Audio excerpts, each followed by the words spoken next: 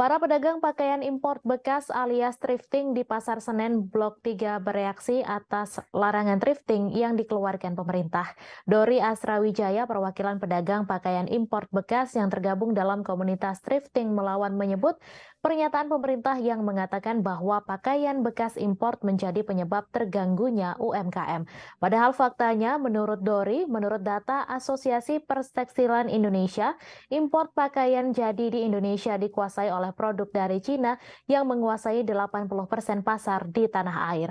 Informasi selengkapnya akan disampaikan langsung oleh wartawan Tribun Jakarta, Elga Hikari Putra, yang kini sudah terhubung bersama kami. Silakan rekan Elga. Ya, selamat siang Tribuners. Benar saja para pedagang pakaian bekas atau thrifting yang ada di kawasan Pasar Senen Blok 3 menolak keras larangan thrifting yang dikeluarkan oleh pemerintah.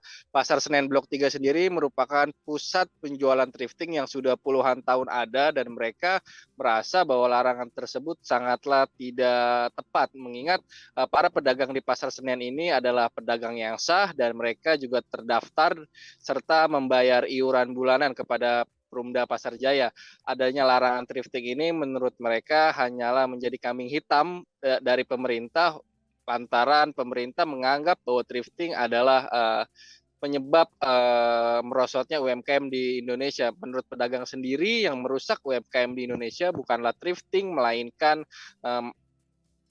murahnya pakaian impor yang berasal dari Cina yang menguasai 80% pangsa pasar tekstil di tanah air.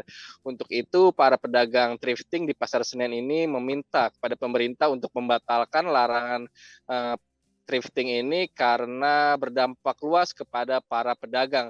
Di Pasar Senen sendiri tercatat ada 807 pedagang thrifting di mana masing-masing toko ini memiliki karyawan sekitar 2 atau 3 orang. Artinya jika nantinya thrifting benar-benar dilarang akan ada lebih dari 2.000 orang yang akan kehilangan pekerjaannya dari Pasar Senen Blok 3 ini.